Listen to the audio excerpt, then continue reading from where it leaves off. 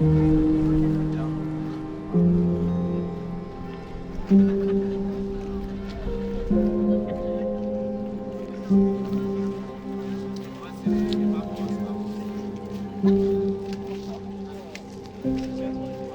hello, my name is Anna Dovha. I came from Ukraine, from Chernihiv, and it's a region that is situated on the east from Kyiv and very close to border with Russia and Belarus. Bigger part of my friends are still in Chernihiv and in the Chernihiv region, and my family as well.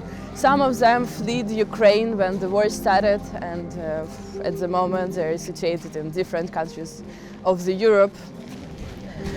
I think mainly all Ukrainians realized even before the full-scale invasion, but didn't want to believe that it will happen. D'abord en 91, l'Union soviétique s'est effondrée. Et de l'Union soviétique, des pays sont nés, la Russie, l'Ukraine, le Biélarus, la Géorgie, etc. Du fait qu'il y avait un pays qui s'appelle l'Ukraine qui s'était dénucléarisé et qui, en contrepartie, avait reçu de la part de la communauté internationale, y compris de la Russie, la protection de ses frontières. Et donc, dans l'idéologie de l'homo soviéticus, de l'homme soviétique, c'est la langue qui définit la nationalité. C'est une idéologie impériale.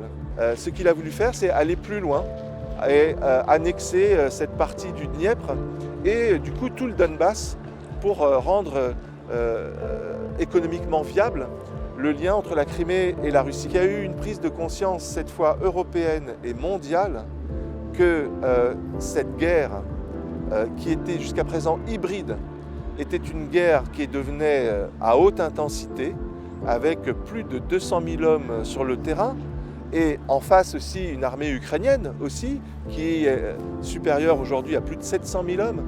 Et donc là, on comprend bien que cette guerre-là, elle menace toute l'Europe.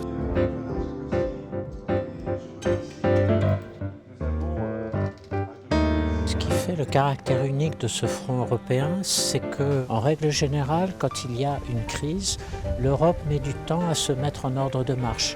Chacun des États prend des initiatives, avance tout seul. On l'a vu avec la pandémie, on l'a vu avec la crise de l'immigration en 2015, on l'a vu un peu avec la crise financière en 2008 également. Là, au contraire, l'unité a tout de suite été là, dès le départ. Je n'ai jamais vu des décisions être prises en un temps aussi rapide. Et ça, je trouve que c'est une belle leçon d'optimisme et d'espoir, peut-être pour l'avenir. De mon avis, c'est un rideau de fer, mais qui est installé par les pays occidentaux et pas par les Russes.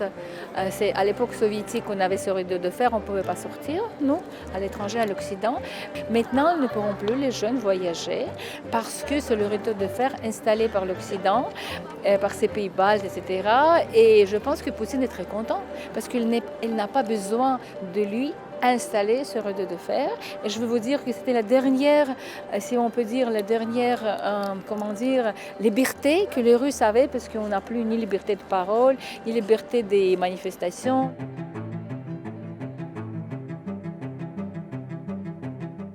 D'abord, l'Ukraine est vraiment le meilleur exemple de la solidarité internationale.